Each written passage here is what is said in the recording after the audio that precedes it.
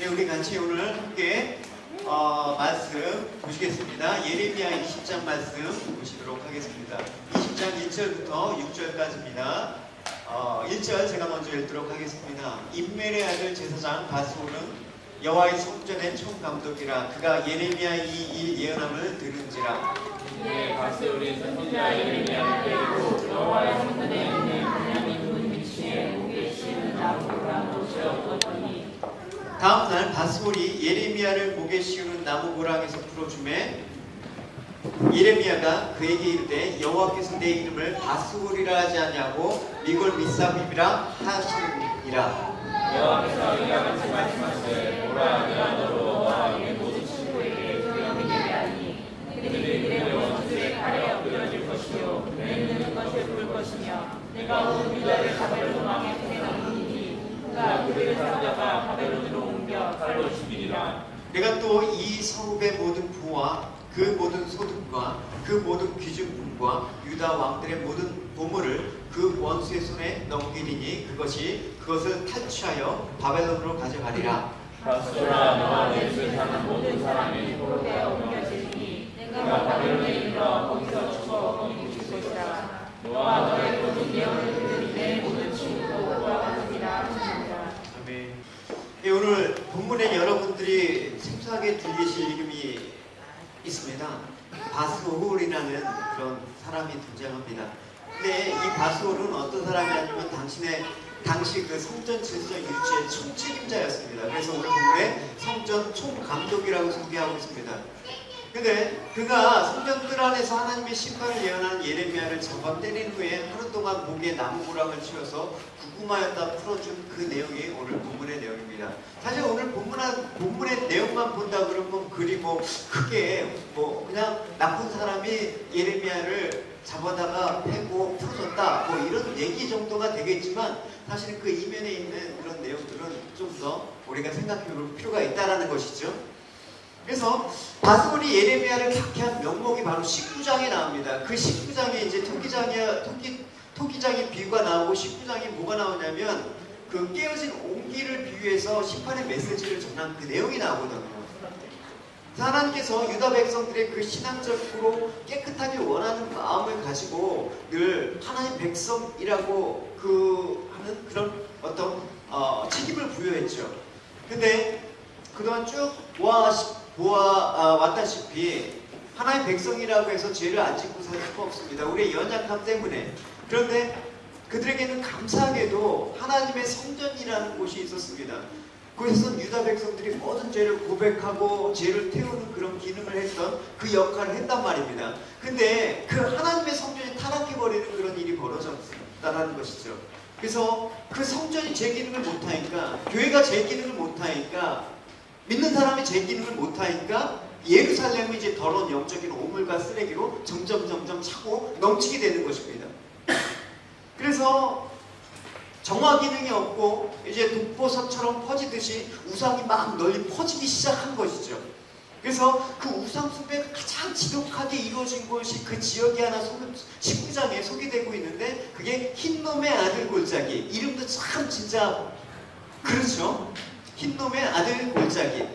그래서 하나님께서 예레미야에게 토기장이로부터 옹기 하나, 그러니까 오지병 하나, 옹기로 된 것들을 그릇을 하나 사다가 거기 가고 그 흰놈의 아들 골짜기 우상숭배 가장 심한 곳에 가고 깨뜨려버려라. 그러면서 심판의 메시지를 선포하라. 이 옹기, 깨어진 옹기가 다시 회복이 온전한 모양으로 다시 되지 않는 것처럼 이스라엘, 예루살렘 멸망도 이와 같을 것이다. 회복이 불가능한 너희들의 멸망의 모습이 이와 같은 것이다 라고 선포해버립니다. 그러니까 이 사실을 알게 된 성전 총감독인 그 책임자가 바스올이 예레미야를 체포한 것입니다. 혹세무민의 그런 거짓된 메시지, 사람들을 선동케 하고 불안케 하는 그 거짓된 메시지를 전하는 예레미야를 잡아라 하면서 그를 박해한 것입니다. 그래서 그 결과 이제 박해를 했는데 그 이후에 하나님께서 이 예레미야의 박해에 대해서 이제 예레미야를 통해서 1인칭 시점에서 하나님께서 직접 말씀하시는 것입니다. 너가 이제 그 심판의 메시지를 받지 않고 핍박을 한 바스올에게 이제 망할 것이다 라는 예언이 주어지게 되는 것이죠. 그래서 오늘 이 세 가지를 살펴볼 텐데 인간의 힘과 권세로 하나님의 그런 뜻을 막으려 하고 하나님께서 계획했던 것들을 자꾸만 방해하는 자들이 얼마나 무모하고 어리석은 삶을 사는 것인가, 그 결과가 어떠한 것인가를 우리가 오늘 본문에서 찾아볼 수가 있어야 되는 것입니다. 그래서 우리 첫 번째 내용을 나누도록 하겠습니다. 오늘 본문에 바스올이 도대체 누구인가 라고 소개를 하고 있습니다. 우리 바스올에 대해서 1절 이렇게 소개하고 있는 것을 읽어봅시다. 시작. 임멜의 아들 제사장 바스올은 여호와의 성전의 총관들이라. 그가 예레미야의 일을 일어나는 듣는 자. 바스올이라는 사람이 대단한 사람이었습니다. 뭐라고 얘기하냐면 임멜의 아들 제사장 바스올이라고 얘기를 하고 있지 않습니까? 직책이 성전의 총감독이다라는 것입니다. 여러분 교회에서도 우리가 여러분 익숙할지 모르지만 이게 교단에 보면 총회장이 있어요. 총회장 정도가 되면 수백 개 산하의 그 교회를 총책임하기 때문에 대단한 겁니다. 이 바스올이라는 사람이 그런 사람이었습니다. 근데 또 임멜의 아들이래요. 임멜이 어떤 사람이냐면 다윗과 솔로몬 시대에 그 조직된 24반차, 그러니까 24 그 계열의 그 제사장 가운데 16반차에 속한 그런 자가 임멜입니다. 그러니까 바스올은 이스라엘 제사장 가운데 23단열에 속하는 명문가예요. 쉽게 말해서 진짜 어쨌든 그렇습니다. 어쨌든 거기에다가 명문가의 어떤 신앙의 그 어떤 명문을 이어가는 자제에다가 그 직책이 뭐냐면 성전의 총감독이었단 말입니다. 이 직책이 어느 정도냐면 당시에 가장 이스라엘에서 높은 사람이 대제사장인데 그 다음가는 넘버 2예요. 그러니까 이 이스라엘이 지금 성전 중심으로 한 신전 국가임을 감안한데 바스올이라는 사람은 혈통과 가문으로 볼 때 또 그가 가진 지위와 권세로 볼 때 사회적으로 대단한 그 위치에 있는 영향력을 주는 사람이라는 것을 우리가 알 수가 있는 것입니다. 근데 그가 이 같은 사회적 명망과 그런 지혜에 상반되게 영적으로 보면 정말 아주 어둡고 우매하고 병든 자였다는 것을 알 수가 있는 것입니다. 왜냐하면 하나님 말씀을 분별하지 못한 바보 아닙니까? 하나님 말씀을 알지 못한다 그러면 이 세상에 아무리 어떤 것들을 주어준다 해도 그게 어떤 소용이 있겠습니까? 그래서 그가 성전 내에서 예레미야의 설교를 듣고 예레미야를 붙잡아 왜 이렇게 심판의 메시지를 하면서 사람들의 마음을 어렵게 하느냐 하면서 착고에 채워갖고 예레미야를 막 구타했단 말입니다. 참으로 어리석었던 것이죠. 어리석은 사람들은 이 시대를 향한 하나님의 교회의 선지자적 목소리를 거부한다는 것입니다. 왜 우리를 이렇게 마음을 어렵게 하느냐? 왜 이렇게 죄에 대해서 교회는 자꾸만 얘기를 하느냐? 왜 너희들은 죄인이고 불가능한 사람이고 오직 주님 앞에만 무릎 꿇으려고 하느냐? 그걸 못 견디는 거예요. 마음이 심란한 것입니다. 2절을 여러분 보십시오. 시작. 이에 바스올이 선지자 예레미야를 데리고 여호와의 성전에 있는 베냐민 문지기에 그에게 시련을 당하고 치러주었더니 예레미야가 지금 처음도 아니지 않습니까? 계속해서 사망의 길로 가는 유다 백성들 향해서 하나님의 진노와 심판을 선포하고 있습니다. 결국은 무엇입니까? 너희들이 회개하고 돌이키면 구원과 생명의 길로 갈 수 있다는 것을 알려주고 있는데 오히려 칭찬과 감사하는커녕 지금 격렬하게 비난하고 국가를 대적하고 불온한 사상을 전파하는 자로 구타하면서 가두고 있다는 것입니다. 회개하는 그런 모습을커녕 오히려 지금 이 모습은 하나님의 뜻을 거부하면서 대적하면서 오히려 하나님의 신실한 선지자를 핍박하는 그 모습, 이게 얼마나 하나님 앞에서 패역한 것이며 얼마나 완악한 삶을 살고 있는지 전적으로 보여주는 오늘날 믿는 사람들의 모습일 수도 있다는 것입니다. 그렇다면 우리가 이 어리석은 모습을 통해서 오늘 우리가 받아야 될 교훈은 무엇인가? 우리가 성도로서 살아가는 것은 은혜와 축복, 세상이 알아주는 그 자리에 서는 것보다 하나님 앞에 내가 지금 어떻게 서 있느냐가 중요하다는 것입니다. 말씀과 진리에 내가 과연 합당한 위치와 그런 책임을 잘 감당하고 있느냐라는 것이 중요한 것입니다. 세상이 알아주는 지금 이 바스올은 성전 총책임자이고 백성들이 원망과 원성이 자자한 그 예레미야를 향해서 왜 했겠습니까? 백성들한테 잘못 보이면 안 되잖아요, 여러분. 자기의 지위와 체면이 있으니까 백성들이 원하는 대로 끌고 가야 되는 거 아닙니까? 그러니까 여러분, 우리가 하나님 앞에 바로 서고 진리에 합당한 행동을 한다 그러면 반드시 은혜와 축복이라는 것은 따라오게 되어 있습니다. 근데 반대로 아무리 세상이 성공하고 형통해 보인다고 하더라도 하나님 앞에서 우리가 합당치 못한 삶들을 산다 그러면 그 세상적인 성공이 오히려 올무가 된다는 것입니다. 그 사람 많이 가진 것 때문에 망해. 그 사람 오히려 더 건강하기 때문에 망하는 일이 벌어진다는 것입니다.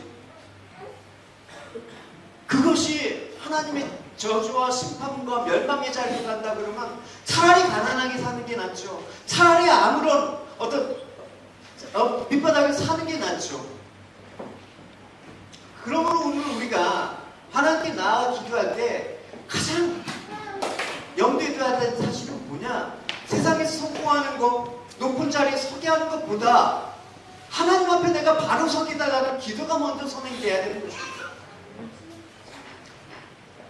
유다의 선한 왕이었다고 여러분 기억하시는 히스기야 왕을 한번 살펴봅시다. 히스기야 왕의 모습은 이렇습니다. 히스기야가 온 유다에 이같이 행하되 그가 하나님 여호와 보시기에 선과 정의와 진실함을 행하였으니 그가 행하는 모든 일, 곧 하나님의 전에 수종드는 일에나 율법에나 계명에나 그의 하나님을 찾고 한 마음으로 행하여 형통하더라, 이렇게 얘기를 하고 있습니다. 히스기야가 모든 일이 하나님께 구하였다라는 것은 무엇입니까? 내가 모든 일이 하나님의 뜻을 알고자 원한다라는 마음입니다. 무엇을 할 때 내가 무엇을 결정하는 데 있어서 하나님이 인도해 주시길 원하고 하나님께서 도와주시고 책임져 주시기를 원하는 그 간구를 했다라는 것입니다. 이것을 통해서 우리가 이 한 구절만 보더라도 히스기야가 하나님을 얼마나 신뢰했는지 알 수가 있지 않습니까? 여러분, 하나님께서 이러한 히스기야의 모습을 너무 기뻐하지 않으시겠습니까? 그래서 하나님께서 모든 일 가운데 당신의 뜻을 구하며 당신의 인도와 도움을 구하는 히스기야와 함께 하셨다. 그래서 그 모든 일을 형통하게 하셨다. 그렇게 얘기하는 것입니다. 그래서 잠언서에서 이렇게 얘기하고 있습니다. 너는 마음을 다하고 여호와를 신뢰하고 내 명철을 의지하지 말라. 너는 범사의 그를 인정하라. 그리하면 내 길을 지도하시리라. 이렇게 얘기하고 있지 않습니까? 범사의 하나님을 인정한다라는 것, 모든 일이 하나님의 뜻을 구하고 힘쓴 것, 하나님을 의뢰하는 것, 이것이 우리의 행동의 비결입니다. 하나님이 이렇게 당신을 인정하는 자를 어떻게 하신다? 지도하신다, 가르쳐 주신다, 이끌어 주신다라는 것입니다. 그러니까 하나님의 지도를 받는 사람이 형통하지 않으면 그게 이상한 거죠. 당연히 형통하게 돼 있다는 것입니다. 왜냐하면 하나님께서는 그 모든 일을 당신의 뜻대로 섭리해 가시는 하나님이시기 때문입니다. 할렐루야. 그래서 시편은 이렇게 얘기하고 있습니다. 여호와를 경외하며 그의 길을 걷는 자마다 복이 있도다. 내가 내 손이 수고한 대로 먹을 것이다. 내가 복되고 형통하리라. 할렐루야. 시인은 축복받는 인생을 위해서 그 영적 비결은 무엇이냐? 하나님을 경외하는 것이다라고 정의를 하고 있단 말입니다. 우리가 수요예배 강해로 잠언을 말씀을 공부하고 있습니다. 거기서도 이렇게 얘기하고 있죠. 여호와를 경외하는 것이 지식의 근본이다라고 얘기하고 있습니다. 그래서 모세의 신명기에서 이스라엘아, 내 하나님 여호와께서 내게 요구하는 것이 무엇이냐라고 물으면서 이렇게 답을 했습니다. 곧 내 하나님 여호와를 경외하며 그의 모든 도를 행하며 그를 사랑하며 마음을 다하고 뜻을 다하고 내 하나님 여호와를 섬기고, 이렇게 얘기하고 있습니다. 이것이 하나님의 백성이 살아가는 데 있어서 가장 명심해야 될 삶의 제1순위 원칙이라는 것입니다. 이것이 축복의 원칙이고 승리의 원칙입니다. 원칙이 무너지면 아무리 중간에 여러분 우리가 잘한다고 해도 원칙 없이 일을 하다 보면 반드시 망해요. 그 원칙이 세워지는 여러분의 삶들이 돼야 된다는 것입니다. 성공을 거두기 위해서도 합당한 원칙이 있지 않습니까? 아무리 뛰어난 사람일지라도 이 원칙을 무시하고 자기 원대로 성취할 수는 없는 것입니다. 하물며 하나님이 다스리는 이 세상에서 가장 중요한 원칙을 알지 못하고 무시하면서 어떻게 내가 축복을 받길 바라며 어떻게 내 인생이 형통하길 바라겠습니까?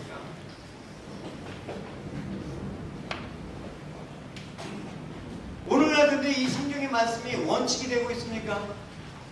쉽게 간과되고 쉽게 무시되고 쉽게 외면당하는 우리의 삶들을 여러분 돌아보십시오. 과연 어떤 가정에서 직업보다 돈보다 성공보다 하나님을 경외하는 것이 최고의 가치다라고 알기는 부모가 누가 있겠습니까?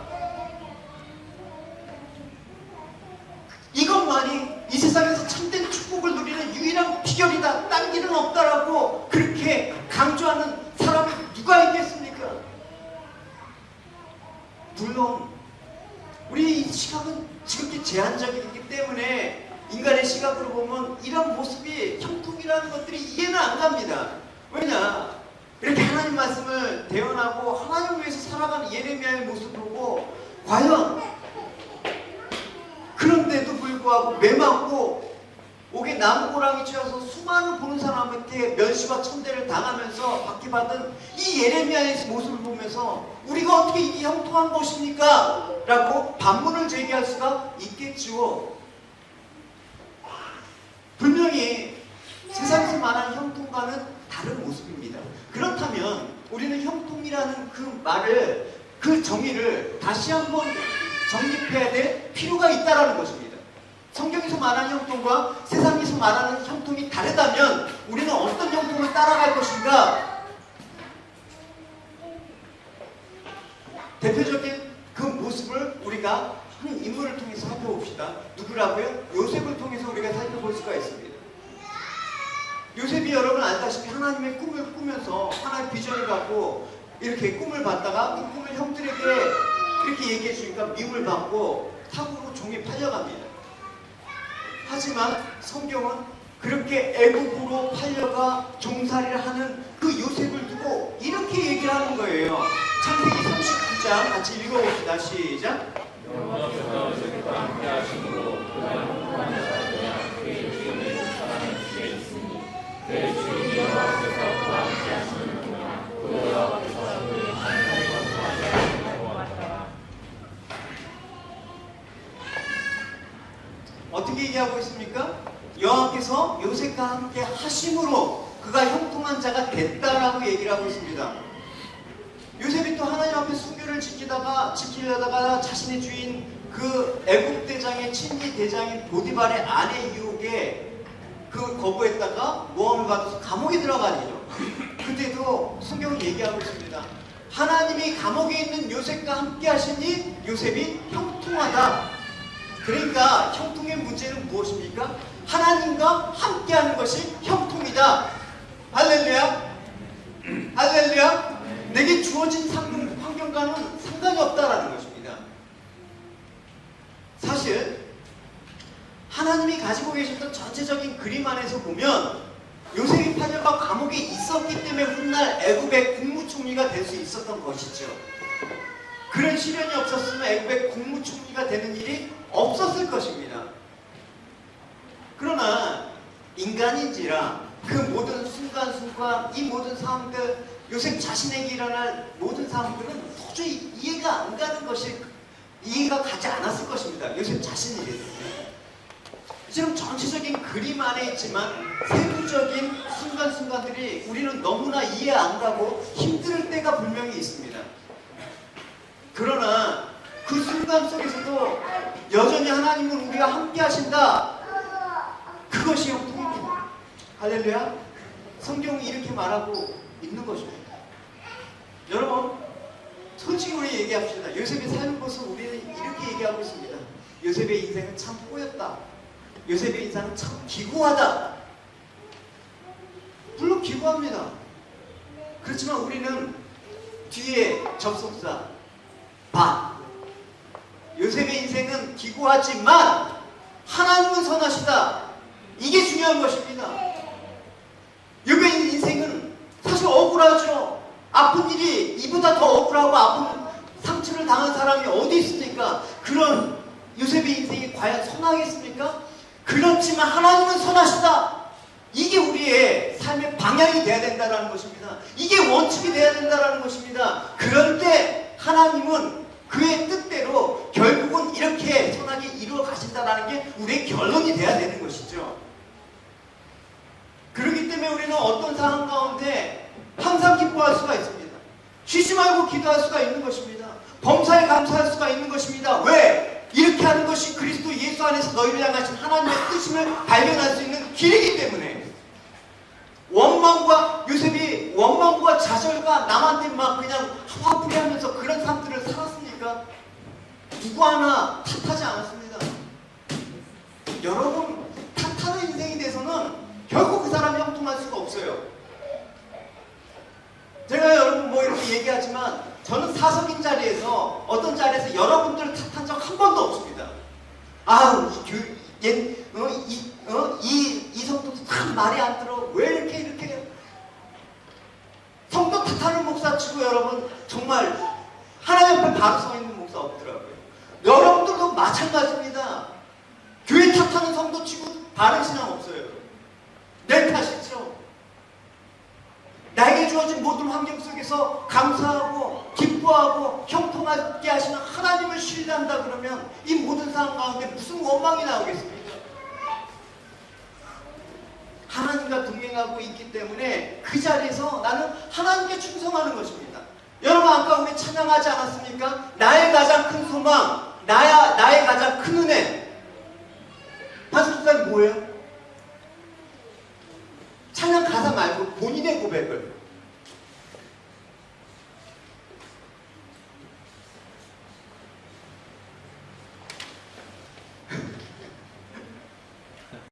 나의 가장 큰 소망, 나의 가장 큰 은혜 고백했잖아. 그게 주와 함께 동행하는 거라 고백했잖아 우리는.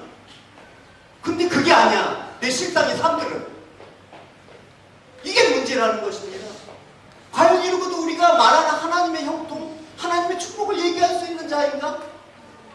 생각해 봐야 될 문제라는 것입니다.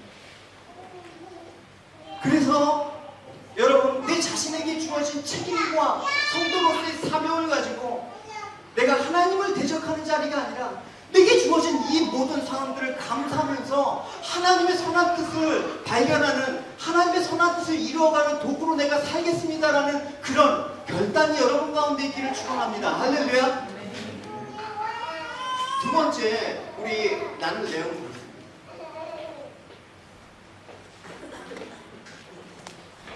두 번째는 이제 예레미야가 박해를 당하니까 하나님께서 그 예레미야를 방해한, 사역을 방해한 바소를 향해서 심판하실 것이라고 말씀을 하셨는데 그 심판을 어떻게 하시냐? 첫 번째로 바솔의 이름을 바꿉니다. 그 이름을 바꾸는 게 무슨 심판인가? 한번 보십시오. 우리 3절을 읽어봅시다. 시작.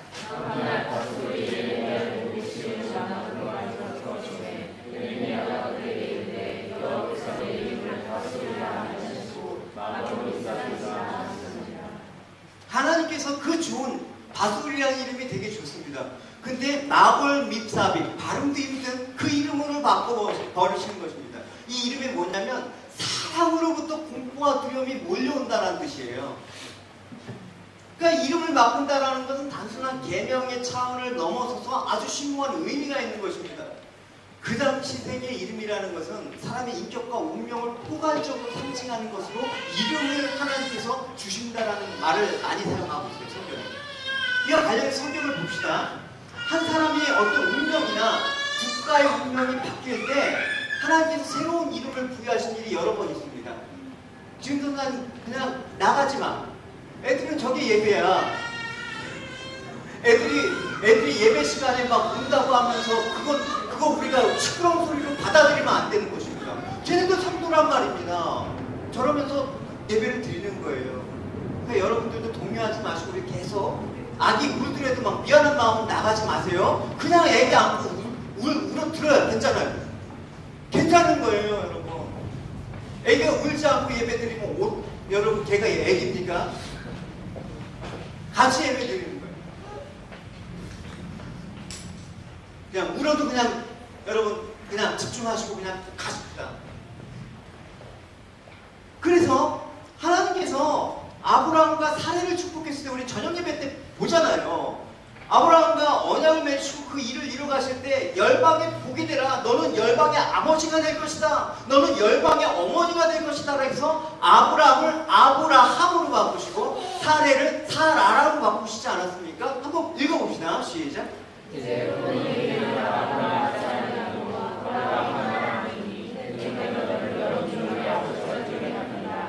하나님이 또 아브라함에게 이르시되 내 아들 이스라엘의 이름을 사라하지 말고 사라라 하라.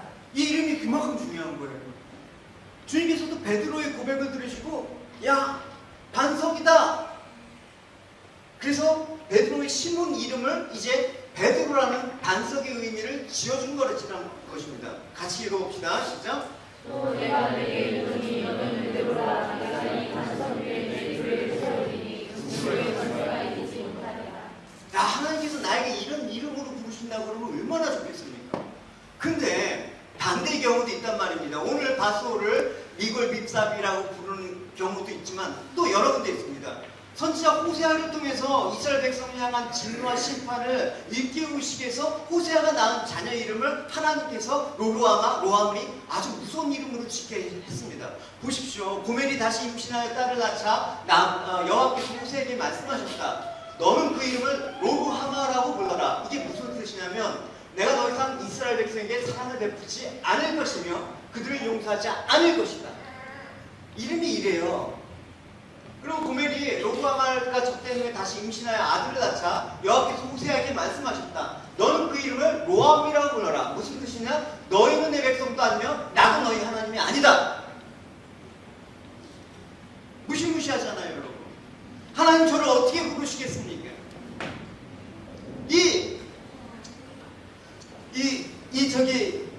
바솔이라는 이 원래 이름은 되게 좋은 의미가 있어요. 물론 이제 직접 원어로 보면 모르지만 이렇게 추정하는 그런 어떤 어근을 살펴보면 자유라는 뜻도 있고 기쁨이라는 것도 있고 발전, 확장 뭐 이런 좋은 의미가 어쨌든 있단 말입니다. 근데 그 이름 대신에 사방으로부터 두려움과 공포가 몰려들 것이다라는 그 마골 밉삽이라는 이름으로 하나님께서 바꿔버리신 것입니다.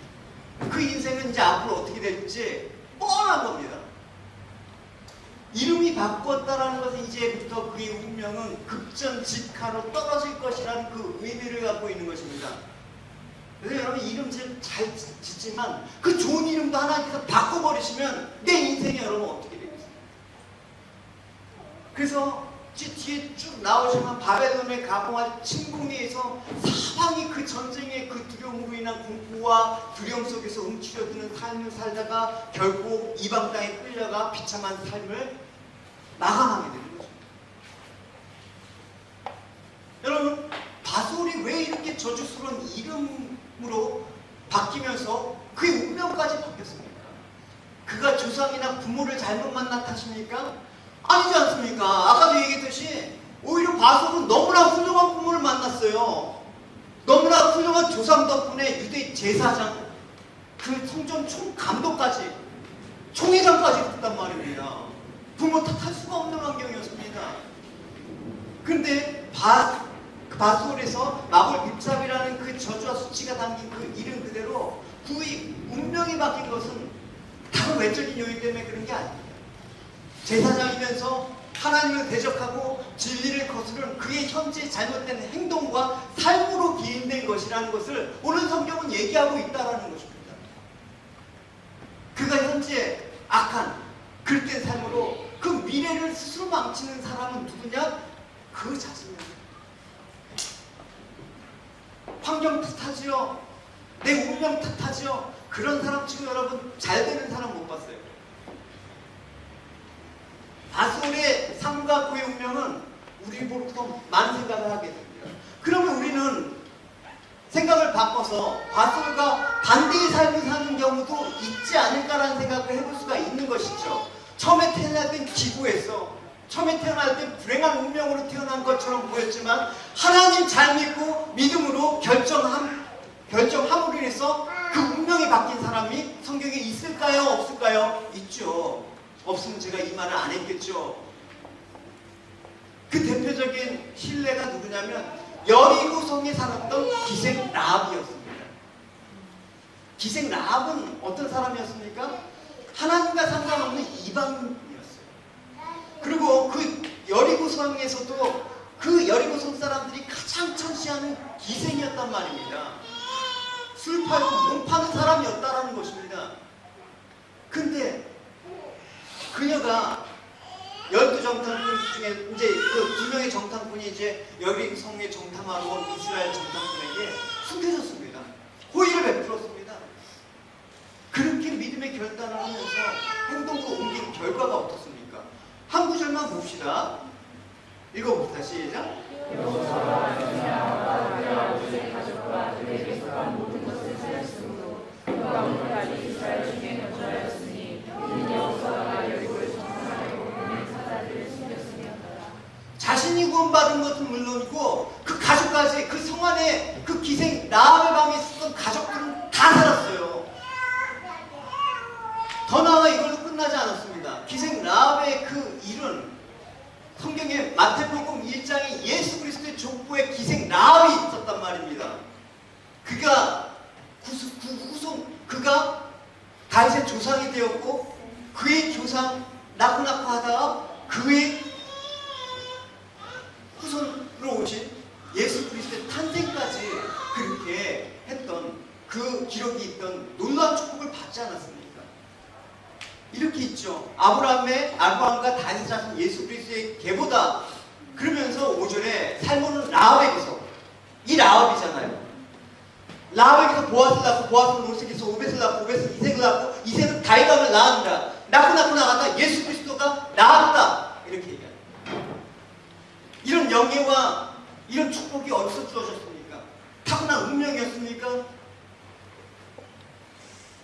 그래서 우리는 이를 통해서 얼마든지 하나님에 대한 순종과 의로운 삶을 살고 믿음의 삶을 산다고 하면 이제까지 내 수치스러운 과거, 이제까지 저주와 원망했던 나의 삶들이 바뀐다라는 것입니다.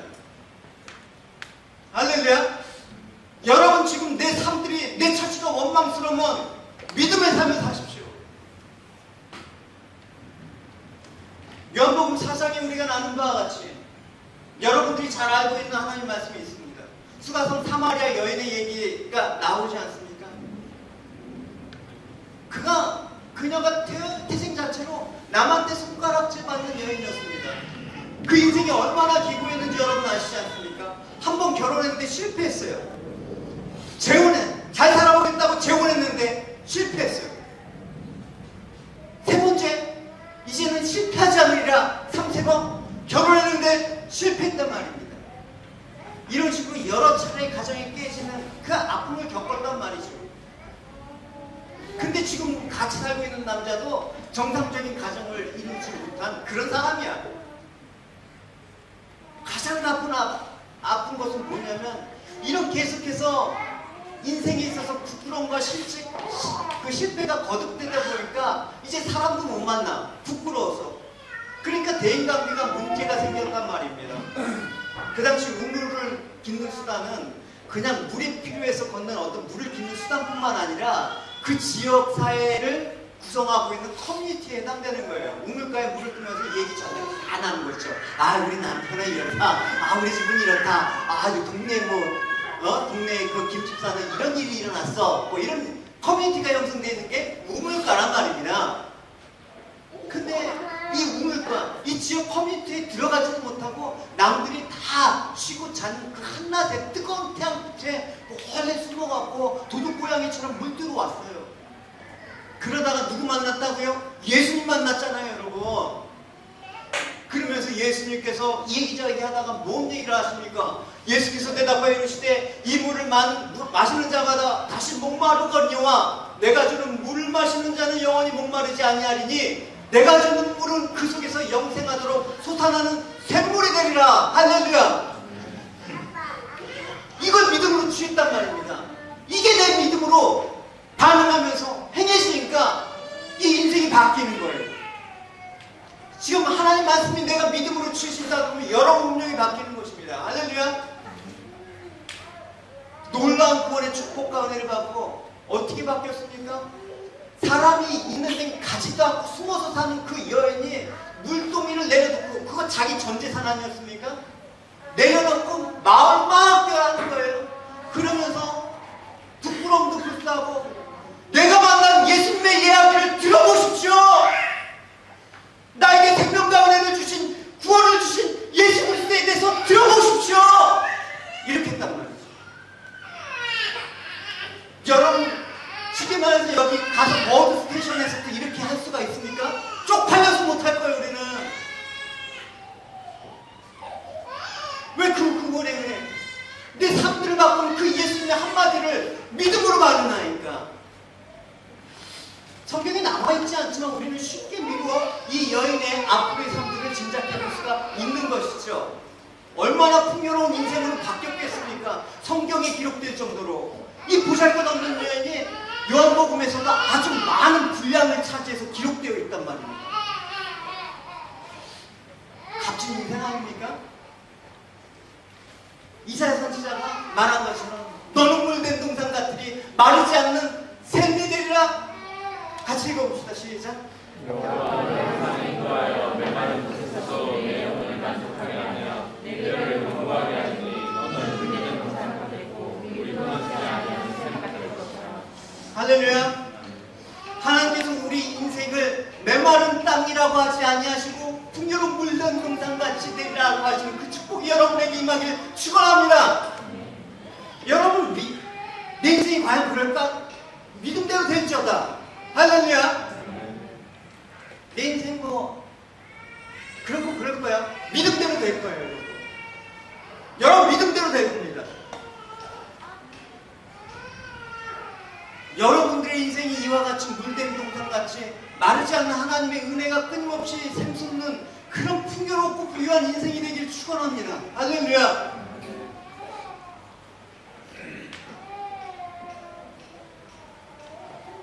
그러기 위해서는 여러분들이 현재 어떤 삶을 살고 있고 내가 말씀 앞에 어떤 반응과 행동을 취하고 있느냐가 아주 중요한 거예요.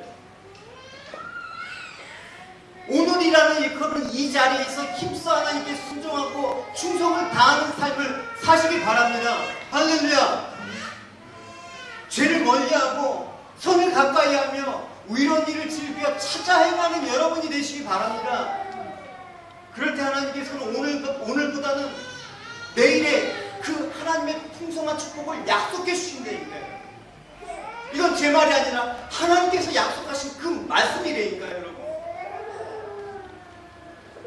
비교할 수 없는 하늘의 영광과 축복에 참여하는 여러분이 되시길 축원합니다. 이 말씀을 잘 새겨서 여러분의 미래가 하나님의 물된 동산과 같이 축복된 인생이 되기를 주님의 이름으로 축원합니다.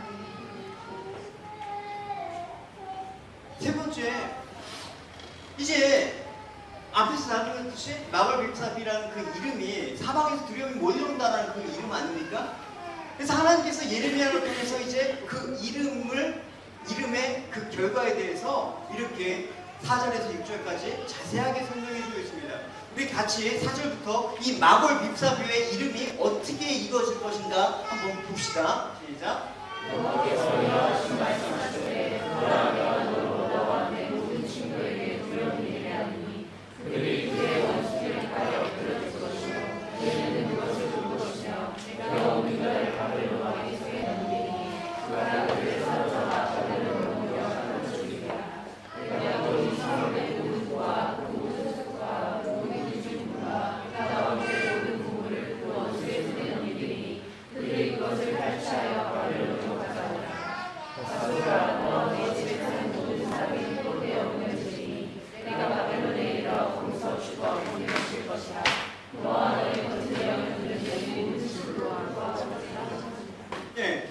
그러니까 이 말씀의 요지는 그 이름 그대로 사방으로부터 두려움이 있게 될 것이라는 것인데, 이 두려움이라고 번역된 히브리어 마고는 그냥 단순히 겁이 나거나 무서운 정도가 아니에요. 이런 거죠. 아, 오늘 미역국 먹었는데 시험 떨어질 것 같아. 뭐 이런 두려움 정도. 아, 오늘 면도했는데 삼치 나왔다 날 것 같아. 뭐 이런 것들, 이런 정도의 두려움이 아니라 이런 거예요. 옆에서 누가 죽었어. 옆에서 테러가 일어나갖고 그 테러 위협으로 막 그 위협이 느껴지는 거예요. 그러면 막 진짜 온몸에 공포로 사로잡히지 않습니까? 그 미국의 그 라스베가스 총기 사건이 얼마 전에 있었잖아요. 그 총으로 난사하는 가운데 어떻게 온몸이 마비가 되는 거예요. 그러면서 그 자리에 엎드려갖고 사람들이 막 이렇게 떨면서 그렇게 되는 거예요. 그 공포의 두려움이 바로 이 마구르라는 단어거든요. 상당히 아주 굉장한 공포예요. 그래서 이 두려움이 묘사되는 것이 바로 그런 거 아닙니까? 너를 비롯한 모든 가까운 사람이 칼에 엎드려지고 그 집에 포로가 되어서 끌려가고 그 모든 소유는 탈취당할 것이다. 이런 공포를 말합니다. 여러분 보십시오.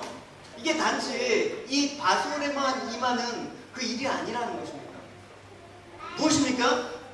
하나님과 함께하지 않는 사람들이 겪는 공통된 그 마음들이 뭐냐? 두려움이라는 거예요. 하나님께서 내 삶들을 책임져 주지 않기 때문에 두려움이 수반되는 것입니다.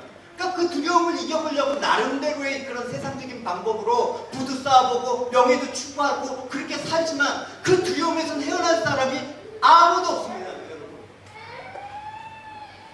모르신다고요 여러분? 좀 더 살아보시면 나이가 들수록 겁이 많아지는 것을 알 수가 있을 것입니다. 그래서 지금 현재 우리 교회에서 제일 겁쟁이가 누굽니까? 저입니다. 이에 관련해서 장로는 이렇게 얘기하고 있습니다. 아기를 쫓아오는 자가 없어도 쫓아오는 자가 없는데 도망간대. 그냥 길 가다 괜히 경찰차만 보면 도망가는 거야. 뭐 잘못도 안 했는데. 근데 우리는 사자같이 담대하리라. 그죠? 하는데 경찰차가 뭐 창문 내리고 수고 많으십니다. 이런다. 이 말씀은 하나님의 보호를 떠난 인간의 삶의 면모가 어떨 것인지 보여주고 있는 것입니다. 여러분, 인간이 처음 범죄했을 때가 언제죠? 아담과 하와가 그 창세기에서 에덴 동산에서 하나님 말씀을 어겨서 선악과를 딱 따먹었잖아요. 그러니까 하나님께 범죄하고 난 다음에 가장 먼저 벌어진 일이 무엇입니까? 누가 말하지 않았는데 자기 몸부터 숙였어. 뭐가 찾아왔다? 두려움. 그들이 죄 없이 살 때는 하나님과 함께 누리는 것이 기쁨이었고 평안이었는데 범죄한 이후에는 하나님 앞에 서는 것 자체가 두려워졌어요. 그래서 몸을 어디에 숨기지 몰라 그렇게 숨겼는데 그러니까 누가 시킨 것도 아닌데 그렇게 두려움이 온다라는 거죠. 그래서 여러분 막 주중에 막 여러분 사람들이 내가 스스로 생각할 때는 부끄러운 일들이 많았어. 그 괜히 뭐라고 하지 않는데 저부터 피하더라고. 그러지 마세요, 여러분. 그러니까 여러분 이런 두려움과 공포 속에서 여러분이 누구를 바라봐야 되십니까? 내 마음의 평강을 주시는 하나님을 바라보지 않으면 이 두려움 때문에 망가지는 것입니다. 실례로 여러분 우리가 이스라엘의 초대왕인 사울 왕을 볼 수가 있지 않습니까? 그가 처음에는 얼마나 겸손했어요. 하나님을 따르고 하나님께 순종할 때 하나님의 영이 그에게 직접 임하셨지 않았습니까? 그래서 내부에서 막 반대를 하면서 제가 무슨 왕이 될 수 있느냐 시골 보살처럼 막 조사하면서 그런데 또 외부에서 암몬이라는 적이 막 몰려 들어왔을 때 그에게 하나님의 영이 임했습니다. 뭐라고 나냐면 이런 거죠. 사울이 그들의 말을 들을 때마다 하나님의 손이 그렇게 감동되어 강한 분노를 느꼈다. 이런 분노예요. 그래서 그는 소 2마리를 끌어다가 여러 토막으로 잘라 사자에게 주면서 이것을 이스라엘 전 지역에 돌아다니면서 이렇게 외치라고 지시하였다. 누구든지 사울과 사무엘을 따라 나서지 않는 자는 그의 소들에게도 이렇게 하겠다. 그러자 백성들이 여호와를 두려워하여 하나같이 달려나왔다라고 얘기합니다. 세상을 두려워하면 하나님을 두려워하지 않고 하나님을 두려워하면 세상으로부터 담대할 수가 있는 게 영적인 원리예요. 하나님 앞에 겁쟁이가 되시되 세상에서는 겁쟁이가 되지 마십시오. 그러니까 이렇게 충만한 사옥이었는데 그 하나님 말씀을 떠나서 범죄하고 난 그의 모습은 너무나 망가졌습니다. 그는 누구도 부인할 수 없는 이스라엘의 왕 아닙니까? 감히 누가 그 왕 앞에 누가 반문을 하고 반역을 합니까? 근데 항상 하나님 말씀이 떠나자 악신이 사로잡혀서 사울의 모습은 두려움했다는 거예요. 그러니까 충성된 신하인 다윗을 자기를 죽이려고 한다고 생각하니까 그를 막 쫓아다니면서 죽이려고 막 온 국사를 다 팽겨치고 그를 쫓아다니는데 인생 다 버리는 거예요. 그러니까 그 두려움과 그 떨림을 감당치 못하고 하나님께서 가증히 여기시는 무당까지 찾아가서 점을 보지 않습니까? 자신의 운명이 어떻게 돼요? 그러니까 결국 이 두려움 속에서 전쟁을 블레셋과 벌이다가 결국은 죽임을 당하고 마는 것입니다. 이 두려움에 사로잡힌 인생이 얼마나 여러분 하나님을 떠난 사람의 모습이란가를 잘 보셔야 되는 거죠. 하나님께서 함께하지 않으면 하나님을 떠나서 악을 행하는 사람들은 불안한 거예요. 초조한 거예요. 공포의 늪에서 헤어나지 못하는 거예요. 성경 이와 같이 하나님께서 함께하는 사람, 하나님의 동행하는 사람의 면모에 대해서 말씀하고 있습니다. 어떤 사람? 그러면 하나님과 함께 산 사람은 두려움이 없다. 그 두려움이 없는 반대의 모습을 뭐라고 얘기합니까? 담대함이라고 얘기하는 거예요. 그러니까 담대함이라는 것을 우리가 세상에서 뭐 간 크고 뭐 그냥 사람들한테 야 이씨 이런 거 뭐하고 야 내 말이 옳다 따라와 이런 담대함이 아니라 뭐 귀신에 치켜갖고도 꼼짝아 귀신 나와 이런 게 아니라 그 담대함이라는 건 삶 가운데 내 마음을 뺏기지 않는 걸 담대함이라고 얘기하는 거예요. 그래서 무엇보다도 하나님과 함께 하셨던 그 다윗의 모습을 여러분 봅시다. 여호와는 나의 빛이요 나의 구원이시니 내가 누구를 두려워하겠습니까? 여호와는 내 생명의 능력이시니 내가 누구를 무서워하겠습니까? 그 얘기를 하고 있는 것입니다. 심지어는 아들 압살롬이 아버지를 죽이려고 막 반역하고 쫓아다니는데 그런 절대절명의 상황 속에서도 이런 고백을 하고 있습니다. 이게 그때의 고백이에요. 여호와여 나의 원수가 어찌 이렇게 많습니까? 나를 대적하는 자가 너무나 많습니다. 그래서 많은 사람들이 하나님 나를 돕지 않을 것이라고 말합니다. 그러나 여호와여 주는 나의 방패시오 나의 영광이시며 나의 머리를 드시는 분이십니다. 내가 여호와께 부르짖으니 그가 거룩한 산에서 응답하시는구나. 내가 잘 자고 다시 깨어서 밤새도록 여호와께서 지켜주셨습니다. 수천만의 대적이 나를 포위한다고 할지라도 나는 두려워하지 않으리라. 할렐루야. 이 고백이 여러분 가운데 있어요. 하나님과 가까이 함으로 하나님과 동행하시는 여러분이 되시기 바랍니다. 나의 가장 큰 소망, 나의 가장 큰 은혜 뭐라고요? 주와 함께 동행하는 것. 진실한 성도는 두려운 상황이 그에게 닥쳐오더라도 사방이 막혀서 소망이 없어 보이는 그런 상황 가운데 벌어진다고 하더라도 하나님이 함께 하시고 두려워하지 않으며 다윗과 같이 오히려 하나님으로 말미암아 그 평안을 누리는 것입니다. 그것은 하나님께서 분명히 그를 보호하시고 그러한 어려움에서 구원해 주실 것이라는 그 신뢰가 있기 때문입니다. 하나님이 우리와 함께 하시지 않는다 그러면 아무리 천국 같은 에덴 동산에서도 사망의 두려움 속에서 결국 쫓겨나는 그런 결과를 맞이할 것입니다. 그러나 하나님께서 함께 하신다 그러면 그곳이 비록 다니엘이 갇혔던 사자 굴릴지라도 사자를 애완견처럼 생각할 수가 있는 거죠. 잠을 잘 수가 있는 것입니다. 아무리 풍랑 속에서도 뱃속에서 잠을 잘 수가 있을 것입니다. 예수님이 주무셨잖아요.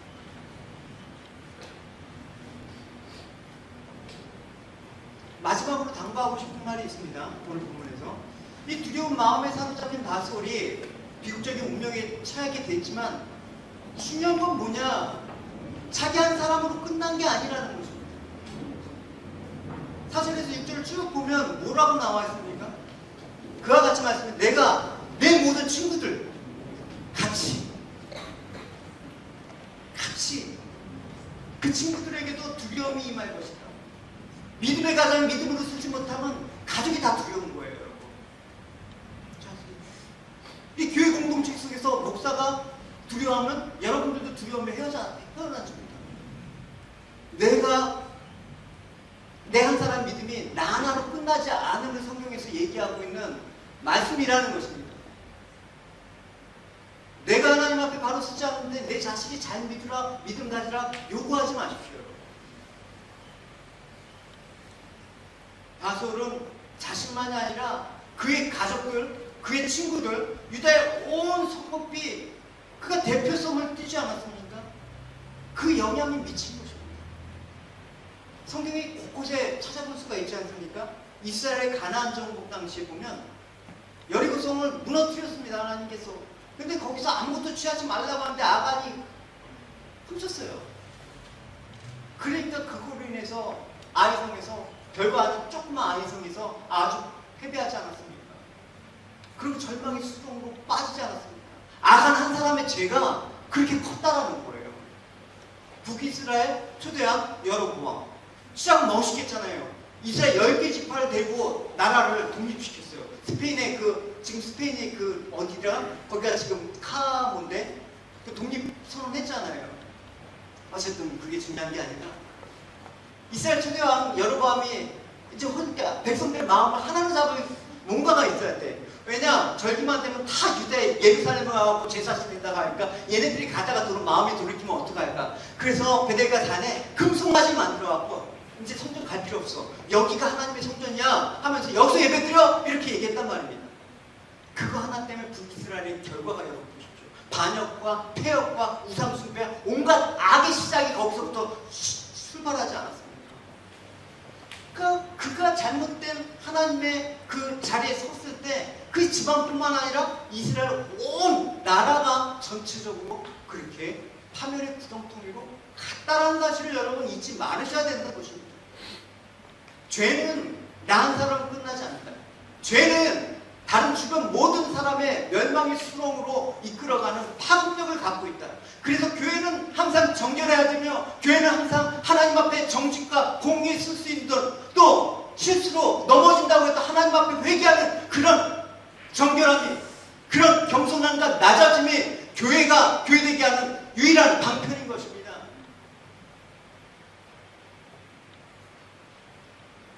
그 아담의 범죄로 인해서 아담뿐만 하지 않고 이놈의 아담 때문에 온 인류가 지금 세상에 피조물까지 저주를 받게 되었지 않았습니까? 우리 인생에 답이 없었습니다. 그러나 이 답 없는 인생 가운데 예수 그리스도 하나님의 아들이 의의 행동으로 십자가에서 모든 것들을 다 짊어지시고 죽으셨습니다. 그래서 한 사람이 불법으로 말미암아 우리가 죄인이 되었지만 한 사람이 의의 순종함으로 인해서 우리가 의인이 되었다. 할렐루야. 이게 복음인 것입니다. 이게 기독교의 핵심 진리입니다. 여기에 내가 포함되어 있다. 놀라운 일입니다. 로마서에서는 이렇게 고백하고 있습니다. 같이 읽어봅시다. 시작. 한 사람의 범죄로 말미암아 사망이 그런 사람을 통하여 왕노릇하였으니 더 은혜와 의의 선물을 얻으시게 하는 자들을 한 번째 예수 그리스도를 통하여 생명을 얻어서 거듭나리라. 그런지 한 범죄로 많은 사람이 정죄에 이른 것 같이 한 의로 믿음으로 말미암아 많은 사람이 의롭다하심을 받아 생명에 이르느니라. 한 사람이 순종하지 아니함으로 많은 사람이 죄인이 된 것 같이 한 사람이 순종하심으로 많은 사람이 의인이 되었다.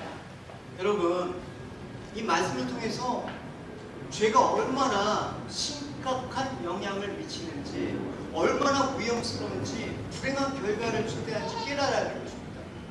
죄는 나로부터 끝나 아니라 자식 3, 4대까지 영향이 있어요. 그게 그렇게 심각한 거라니까요, 여러분. 여러분 한 번 시간 내서 내 집안의 가계도를 한번 그려보세요. 이게 내 문제만이 아니었구나. 나도 누군가 내 가게에 어떤 누가 내 조상 누군가의 영향을 받고 있구나라는 것들을 알면 이 죄에 대한 무서움을 알 거예요. 끊어내셔야죠. 뭐로? 예수 그리스도의 이름으로. 그 저주가 내게 임하지 않도록 몸서리를 칠 정도로 무서워야 되는 것입니다. 이 바솔 하나로 인해서 멸망한 결과를 생각해 보십시오. 여러분들은 끊어내셔야 되는 것입니다. 왜? 우리 교회는 지금 다행인지 불행인지는 잘 모르겠지만 모태신앙보다는 여기 와서 하나님 만나보지 알려고 하는 신앙을 가진 분들이 더 많아요. 그 말은 무엇이냐? 여러분들이 끊어내야 될 것들이 그만큼 이제 많아야 된다.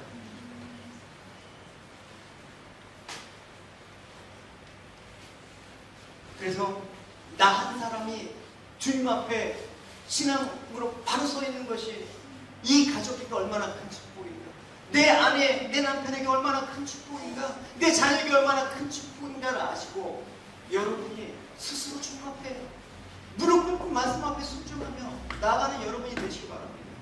할렐루야. 나 한 사람으로 인해서 많은 사람들이 하나님을 찾고 감사하게 만들어야 되는 인생, 그게 가장 축복입니다. 나 한 사람의 거룩한 삶을 통해서 다른 사람에게 감화를 주고 빛과 소금과 같은 사람이 되어서 많은 사람에게 그리스도의 진리를 보여주어야 된다는 그 사명, 그게 우리의 비전이 되는 것이죠. 이로 인해서 우리의 삶들이, 우리가 사랑하는 가족들이, 우리가 속한 공동체가 아름답고 건강하게 세워지길 소원합니다. 할렐루야. 우리 교회에 일어난 작품에 많은 어려움들이 있지만 이 모든 것들이 여러분 우리의 믿음이 성장하는 계기가 되었으면 좋겠습니다. 할렐루야. 모든 상황 속에서 우리는 하나님을 바라보고 그 뜻을 구하는 그 가운데 이 일을 통해서 정말 많은 좋은 일들을 기대하면서 나가는 여러분이 계실 거예요. 그래서 예수님께서 베드로에게 너희는 나를 어떻게 생각하느냐? 물어보십시오. 여러분 지체에게. 형제는 나를 어떻게 생각해? 정말 나를 믿을 만한 사람으로 생각해? 좀 더 객관적으로 여러분 믿음을 점검해 볼 수가 있을 것입니다. 여러분 스스로에게 물을 때보다 여러분 저는 가끔 물어보지 않습니까? 자식들한테 너희들은 지금 아빠가 예수 잘 믿는다고 생각하냐?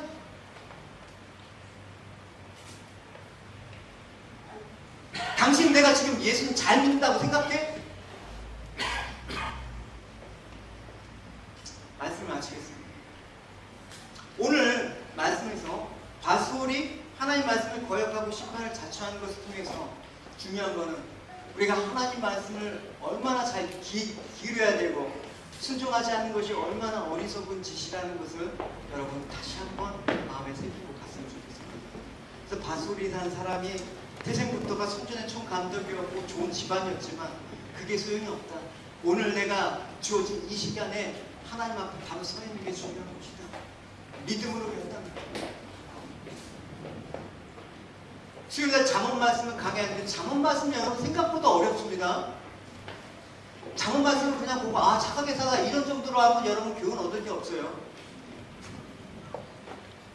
잠언 말씀 또 창세기 말씀을 통해서 아브라함의 모습, 여러분에게 말씀 주어질 때는 많이 제공하고 있습니다. 여러분들이 취하기 나름 그 좋은 것들을 나눠주려고 해도 여러분들이 받지 않는다 그러면,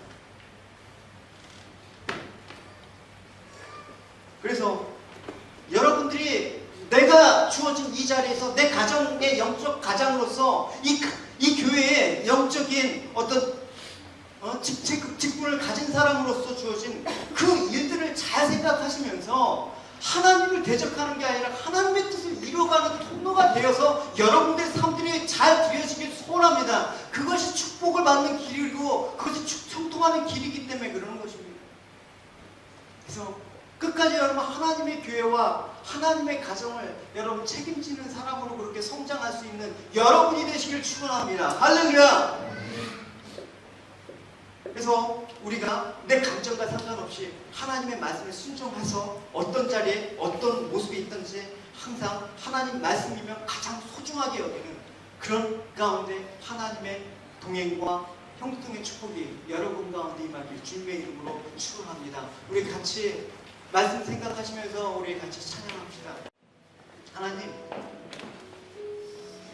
이 바수올이 예레미야를 핍박하는 가운데 하나님 얼마나 그 땅이 폐역했으면, 얼마나 자기들의 삶 중심이었으면 이렇게 하나님 말씀을 폐역하게 반역할 수가 있겠습니까? 하나님 다시 한번 이 땅에 하나님 말씀을 거부하고 하나님 이 땅 가운데 믿음으로 살아가는 것이 비참하게 여겨지고 그렇게 치부하는 이런 세상 가운데서도 하나님 그들을 용서하여 주시고 하나님 그들을 향해서 하나님의 긍휼을 베풀어 주시옵소서. 하나님 그들 포함해서 그들의 잘못된 것은 내가 믿음의 자리에서 우리 교회가 믿음의 그 역할을 잘 못 감당했기 때문에 벌어진 일이었음을 하나님 우리가 먼저 회개하시고 하나님 우리가 하나님 앞에 바로 서 있는 자들이 되게 하여 주시옵소서. 그 진정한 우리 가운데 부흥이 일어나게 하여 주시옵소서. 진정한 부흥이 하나님 우리 영혼 가운데 우리 가정 가운데 신앙의 부흥이 일어날 수 있도록 하여 주시옵소서. 우리 같이 말씀을 생각하시면서 우리 다 같이 함께 일어나셔서 우리 이 찬양을 고백하도록 합시다.